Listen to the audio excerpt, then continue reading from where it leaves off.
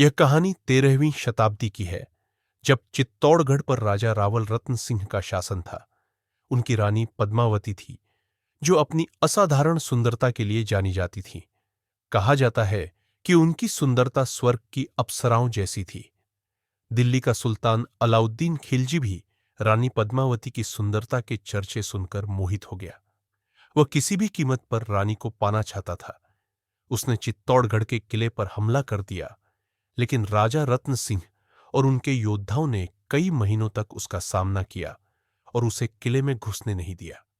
जब अलाउद्दीन खिलजी ने देखा कि वह बल से किला नहीं जीत सकता, तो उसने एक चाल चली। उसने राजा रतन सिंह के पास एक संदेश भेजा कि वह रानी को सिर्फ एक बार देखना चाहता है और इसके बाद वह दिल्ली लौट जाएगा। अलाउद्दीन की इस शर्त को राजा ने मान लिया, लेकिन रानी पद्मावती ने एक शर्त रखी कि वह अलाउद्दीन को सीधे नहीं मिलेंगी। उन्होंने एक ऐसा प्रबंध किया कि अलाउद्दीन खिलजी रानी का चेहरा सिर्फ एक दर्पण में देख सके। जब अलाउद्दीन ने दर्पण में रानी की परछाई देखी, तो वह और भी अधिक मोहित हो गया और रानी को पाने का उसका जुनून और भी बढ़ गया। उसने धोखे से राजा रत्न सिंह को बंदी बना लिया और रानी पद्मावती को पाने के लिए एक नई शर्त रखी। राजा रतन सिंह के योद्धाओं ने एक योजना बनाई।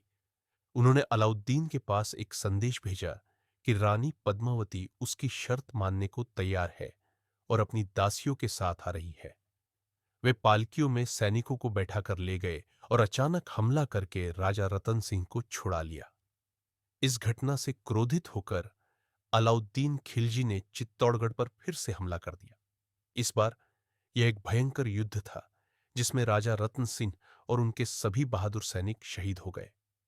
जब रानी पद्मावती और महल की अन्य महिलाओं को यह खबर मिली कि उनके राजा अब नहीं रहे और किले का पतन निश्चित है, तो उन्होंने यह फैसला किया कि वे दुश्मनों के हाथों में आने के बजाय सम्मान से अपनी जान देंगी।